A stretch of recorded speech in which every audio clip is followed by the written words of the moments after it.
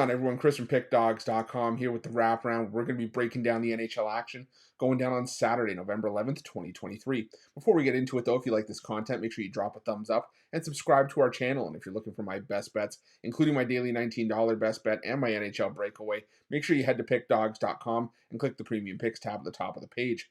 I also have something new and exciting coming up here at Pick Dawgz very soon. If you're a big bettor looking to hit the books hard on the ice, you're going to want to check out my all-access Power Play Pass. Now, I'll be honest, this service, not for everybody. This is going to be for the bettors that are dropping $1,000 or more per game on the NHL, and for the people that want that elevated top-tier advantage to be able to get a man up on your book. Now, this package will feature for the first time the rating of my plays, as well as late info plays that I bet throughout the day based on goalie news, announcements of who the starter is going to be, injuries, etc. Now, if it's not your cup of tea, that is 100% totally fine, completely okay. We will still be cooking up premium winners every day at Pick Dawgz Premium, and every game, every day will be covered right here on the Wraparound as usual. But if you want more information, text 775-636-7674, and we will get you hooked up. Anyways, NHL action, full card on Saturday, 12 games. You ready? I'm ready. Let's get into it.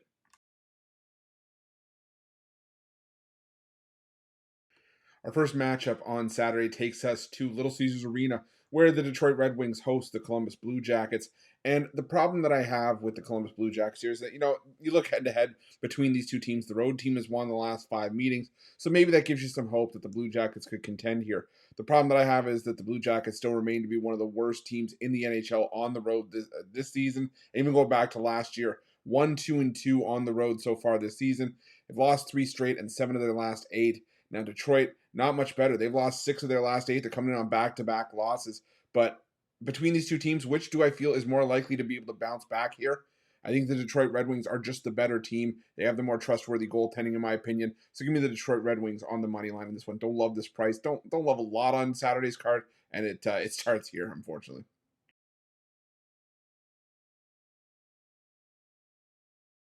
Next, we head to the Canada Life Arena, where the Winnipeg Jets take on the Dallas Stars. And this is shaping up to be a pretty decent matchup between two teams with, still two of the better goaltenders in the NHL. But you look at the Winnipeg Jets. They have won 3 straight coming into this matchup. They are taking over the St. Louis Blues role as the new streakiest team in the NHL. They've won 3 straight, then lost 3 straight, then now they're on that 3-game win streak again. They beat up on the Predators, the Blues, and the Coyotes. They outscored them 16-8 in those 3 games, but don't know if I can get behind them here. The Dallas Stars, I think they're favored on the road for a reason. 5-1-1 on the road this season. They've won 5 of their last 6 away from American Airlines Center, and they still have my pick in goal for the Vezina Trophy. You're going to hear me say it a lot. I'm really high on Jake Ottinger this year. He's been playing really well. It's all about the offense, so getting behind him, and I think that Ottinger stones the Jets here, and I think the Stars get the win here. So give me this Dallas Stars on the money line on the road here.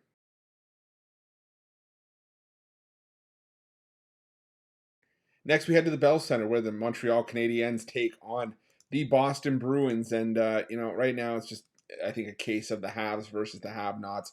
The Boston Bruins just picking up right where they left off. Sure, they've taken a loss here and there, but even last year's Bruins that ran the NHL and, ran the league by storm, they were prone to take losses in certain spots. This to me is not one of those spots. The Montreal Canadiens, yeah, sure, they snapped a 4-game losing streak with a win over Detroit, but now they take on a Boston team that has flat out owned them. 20 wins for the Bruins in the last 26 meetings between these two teams. Boston has won 10 of the last 11 meetings in Montreal. A lot of the recent meetings have not been close. I got to go with the Boston Bruins on the puck line in this one.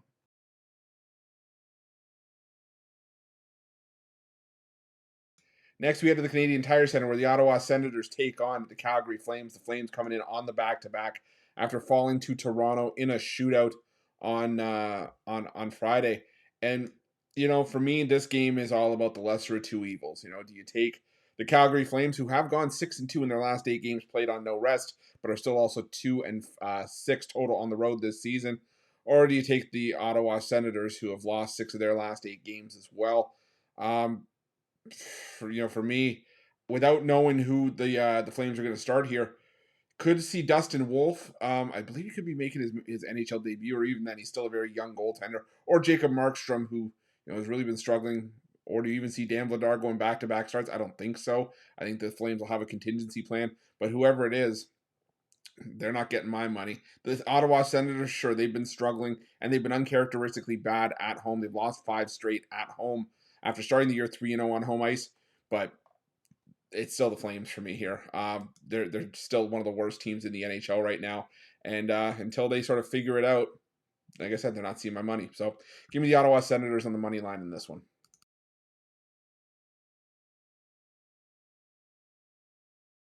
Next, we head to the Amalie Arena where the Tampa Bay Lightning take on the Carolina Hurricanes. And I've had a hard time getting sort of a grasp on the Carolina Hurricanes because this is still a talented team. But now it's sort of about trying to figure out the goalie situation and really what you're going to get from either the likes of Antti Ranta or Peter Kochetkov whenever they get the start. And whoever it is here, I still think they're going to give up their fair share of goals. We know what this Tampa Bay Lightning offense is. This is still one of the better offensive units in the NHL. They're still fourth in goals per game, putting up 3.8 goals per game. Carolina around league average, putting up 3.3 goals per game. These are two teams that are in the bottom quarter of the NHL in goals allowed per game. Right now, Andre Vasilevsky is trending back or trending towards being back sooner than expected for the Lightning. And until he does, well, I'm still going to continue to fade Jonas Johansson and Matt Tompkins, whoever gets the nod. Two teams with questionable goaltending, but two teams that can light the lamp with the best of them. I wouldn't be surprised if we saw 8 or 9 goals in this thing. Taking the over 6.5 in this one.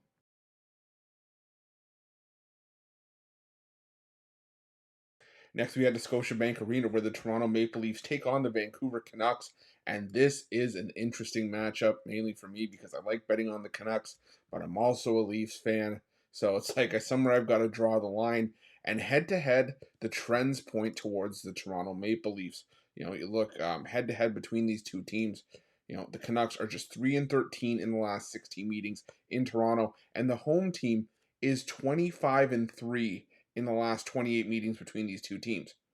However, I'm going with the Vancouver Canucks here. Now, the main reason for this is I like the plus money that we're getting with a team that's on fire right now, winning 5 straight and 8 of 9. And sure, the Toronto Maple Leafs, they could definitely come out and win this game. I'm not taking that away from Toronto. This is still one of the best teams in the NHL, but they are 1-4 in their last 5 home games, and a lot of that has to do with the fact that they've given up 4 or more goals in all 8 home games this season. We saw them give up 4 more against the Calgary Flames yesterday, and I think they could give up more here. I should say yesterday, Friday. This video being recorded late Friday, but you guys are going to see this Saturday most likely. Yeah, the Leafs can't stop giving up goals at home. And as much as I like Ilya Samsonov, the numbers are what they are. Even when Samsonov's playing well, they're still giving up goals.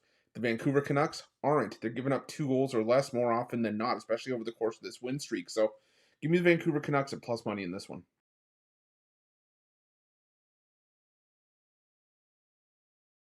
Next, we head to the UBS Arena where the New York Islanders take on the Washington Capitals. And, the Washington Capitals, a lot of these recent trends for the Caps don't favor them here on the second half of the back-to-back.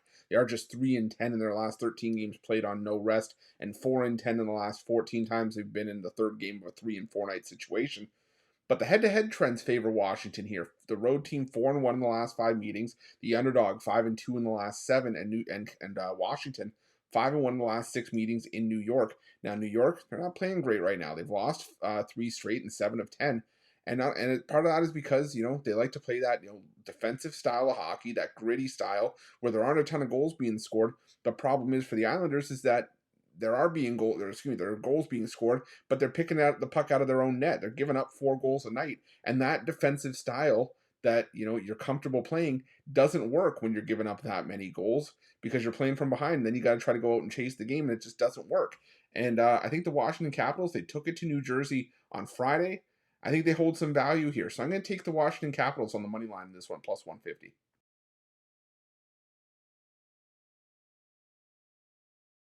Next, we head to the PPG Paints Arena, where the Pittsburgh Penguins take on the Buffalo Sabres. And the Pittsburgh Penguins played some solid hockey on their West Coast road trip. They swept the road trip for just the second time in franchise history, believe it or not, taking care of the Kings, the Ducks, and the Sharks, winning those games by a combined score of 16-5.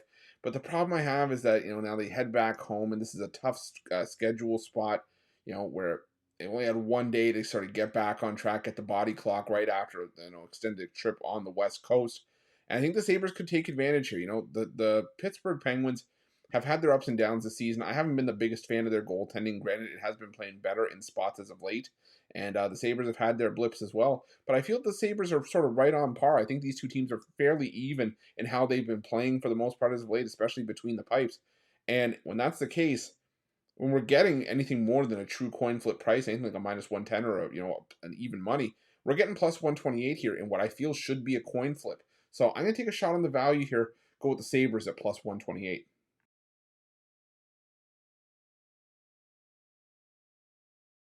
Next, we head to the Bridgestone Arena where the Nashville Predators host the Arizona Coyotes. And, the Preds are favored here at home, but I think this should be lying closer to a coin flip. The Preds, they've dropped back-to-back games, 4 of 5 and 6 of their last 10. They just got run out by the Calgary Flames, yikes. And then they gave up 6 goals on the road to the Winnipeg Jets. Now, they do go back home where they've played their better hockey this season, a 3-2 record compared to a 2-6 record on the road.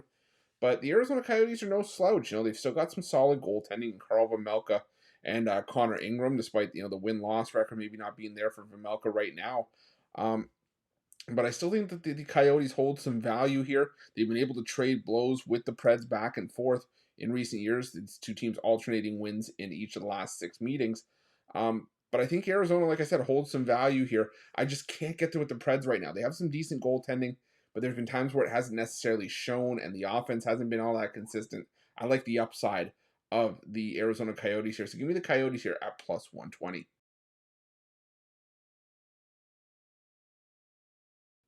Next, we head to the Ball Arena where the Colorado Avalanche take on the St. Louis Blues. And, the Colorado Avalanche have had some ups and downs for sure. They're coming off of a rough loss to the Seattle Kraken, lost that game 4-3 in the later stages of that game, alternating wins and losses in each of their last 5. But at least they are back home where they have played their better hockey. That loss to Seattle was actually their first loss at home this season. Um, but like I said, I think they're still just the better team in this matchup. The St. Louis Blues went from being one of the streakiest teams in the NHL to now being sort of the win one, lose one, team this season. And the Blues, they're coming off of that narrow win over the Coyotes, but goal scoring just looks to be an issue more often than not. I mean, this Blues team has scored 2 goals or less in 4 of their last 6 games, and head to head, the Avs have owned this matchup in recent years. They've won the last 4 meetings between these two teams, including each of the last 3 meetings on the puck line by a combined score of 12-4. I think I got to keep rolling with that here. I think the Avalanche bounce back in a big way here. I'm going to take them on the puck line in this one.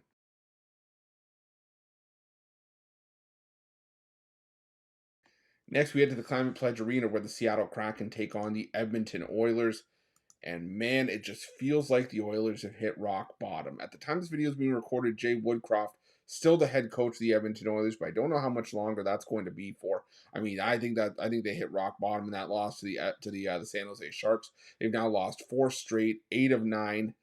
And it's been a bad look for Edmonton. Like I said last time we were talking about this video when we were talking about the Oilers in one of the previous wraparounds when we were talking about that game against the Sharks. You just sent your goalie to the minors, or you put him on waivers to be sent to the minors after signing him to a 5-year deal for $5 million average annual value, and it's just like I said, it's not working, and I don't know what else it is because what are the Oilers getting favored here because they have Leon Draisaitl and Connor McDavid. That's great. Problem is, they can't do everything, and even when you have those guys in the lineup, nothing seems to be working. The Seattle Kraken, they're back home. They haven't necessarily played their best hockey at home going back to last season, but they've still been playing better hockey than the Oilers have. And again, that's not saying much, but I just trust Seattle in this spot right now more than I trust the Oilers. The Oilers, I think the wrong team is favored here by a fair margin. I'm going to take the Kraken at the reasonable price in this one.